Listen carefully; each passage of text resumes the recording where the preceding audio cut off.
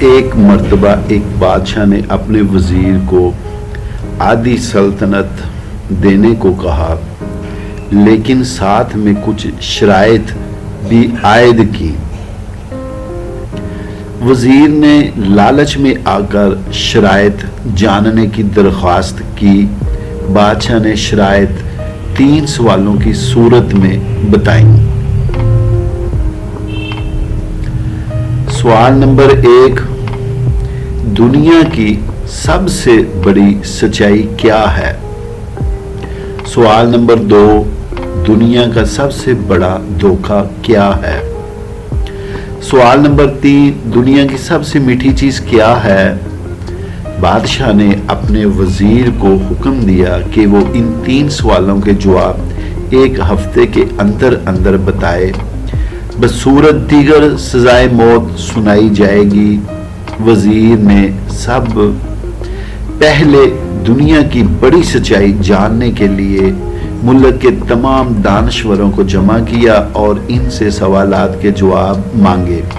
انہوں نے اپنی اپنی نیکیاں گنوائیں، لیکن کسی کی نیکی بڑی اور کسی کی چھوٹی نکلی، لیکن سب سے بڑی سچائی کا پتہ چل نہ سکا۔ اس کے بعد وزیر نے دنیا کا سب سے بڑا دھوکہ جاننے کے لیے کہا، تو تمام دانشور اپنے دیے ہوئے فریب کا تذکرہ کرتے ہوئے سوچنے لگے کہ کس نے کس کو سب سے بڑا دھوکہ دیا، لیکن وزیر اس سے بھی مطمئن نہیں ہوا اور سزائے موت کے خوف سے بیس بدل کر وہاں سے فرار ہو گیا۔ چلتے چلتے رات ہو گئی۔ اسی دوران اس کو ایک کسان نظر آیا جو کھرپی سے زمین کھود رہا تھا۔ کسان نے وزیر کو پہچان لیا۔ وزیر نے اس کو اپنی مشکل بتائی، جسے سن کر کسان نے اس کے سوالوں کے جواب کچھ یوں دیے: دنیا کی سب سے بڑی سچائی موت ہے، دنیا کا سب سے بڑا دھوکہ زندگی ہے۔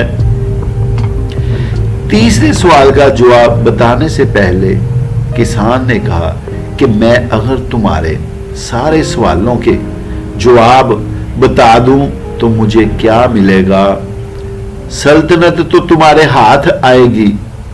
یہ سن کر وزیر نے اسے 20 گھوڑوں کی پیشکش کی اور اسے ہی استبل کا نگران بنانے کی بھی پیشکش کی۔